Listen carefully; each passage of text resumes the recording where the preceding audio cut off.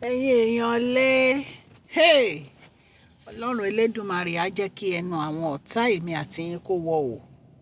Ọ̀tá tó bá ń lépa wa tán ní ìṣèwọ̀ ò ní ṣojú wa tán là ní rí ibùjókòó ayọ̀ ní ẹ̀dẹ̀dẹ̀ ọkọ wa, Ọlọ́run á pa wọ́n lẹ́nu mọ́ o.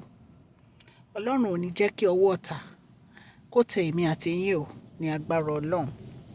Ẹ̀yin èèyàn lé HON ó ṣe gudugudu méje yàyà mẹ́fà nínú ààfin kábíyèsí.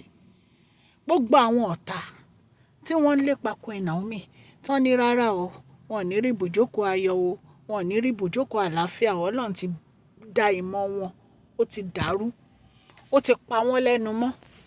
Bí a ṣe gbọ́, wọ́n ní àwọn ẹ̀dà tí wọ́n ń tako Queen Naomi, wọ́n ní wọ́n ti sáré o nígbà tí wọ́n rí HON tí bàbá wẹ̀rin ńlá tí wọ́n yọ. Wọ́n ní gbogbo àwọn ẹ̀dà yìí, wọ́n ní gbogbo wọn pátá, wọ́n ní gbogbo wọn ló ti sáré kàtàkàtà kètèkètè tí wọ́n méré. Wọ́n ní ṣe ni gbogbo ẹnu wọn họ o. Wọ́n ní gbogbo wọn méré ni o nígbà tí bàbá wa tí wọ́n ti ní HON làwọn fi máa gégùn. Wọ́n ní àǹtí wa, wọ́n ní ṣe ni wọ́n rọ kalẹ̀. Wọ́n lẹ́nu wọn padé ni lórí ọ̀rọ̀ Queen Naomi. Gbogbo gìràgìrà, èmi ni mo láàfin, èmi ni mo ń náwó láàfin. Wọ́n ní àǹtí wo lè sọ̀rọ̀ mọ́ o. Wọ́n ní in fact wọ́n ní àwọn ẹ̀dà yìí tó advise wọn pé kán tètè lọ máa lọ sẹ́kọ̀ọ́, kán lọ máa ṣe ìyàwó kábíyèsí lẹ́kọ̀ọ́, kán kúrò nù palace. Ẹ̀yin èèyàn lé ẹnu ọ̀tá wa á họ wò, ẹnu ọ̀tá wa á họ wò. Wọn ò ní àṣẹ lórí wa mọ́ ní agbára Ọlọ́run. Ẹ̀yin náà mọ̀ wípé bàbá wẹ̀rin ló ń ṣàdédé bínú, ṣùgbọ́n gìlàgìlà àǹtí wa yìí ó ti pọ̀ jù.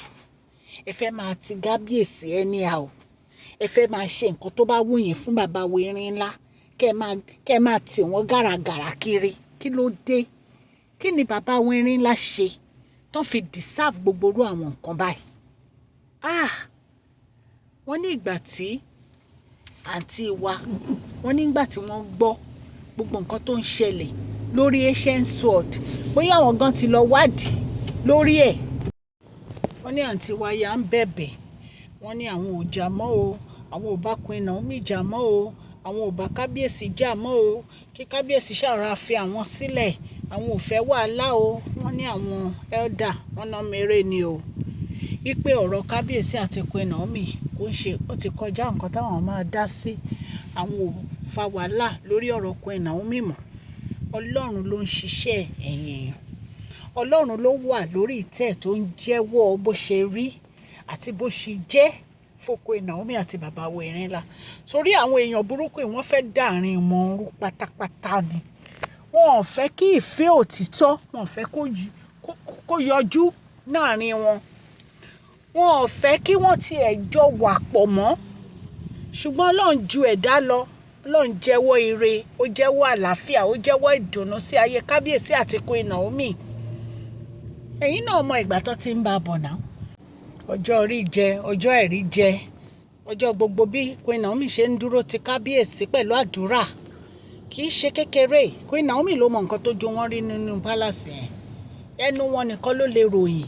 Àwa tá à ń sọ̀rọ̀ ẹ̀ akọ̀ ń gbọ́ ni. Àwọn náà mọ nǹkan tó ju wọn rí nínú ààfin yẹn. Àwọn èèyàn á máa sọ kí ló dé tí wọ́n bá fẹ́ bá bàbá wẹ̀rin ńlá ṣe kinní kan, kí ni wọ́n mean, kí ni wọ́n máa ṣàṣe.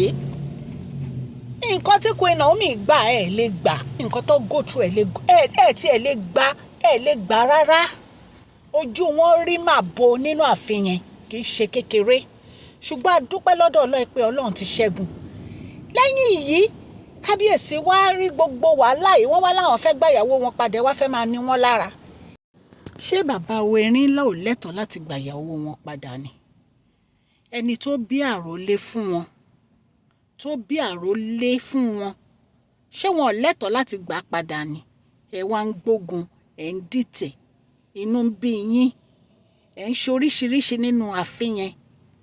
Àwọn olóyè ń ṣe tiwọn, ìyálájé ń ṣe tiwọn. Ìyálájé tó yẹ kí wọ́n máa ṣe nǹkan tó dáa nínú ààfin yẹn, àwọn náà tún ń dìtẹ̀ pẹ̀lú àwọn olórí míì.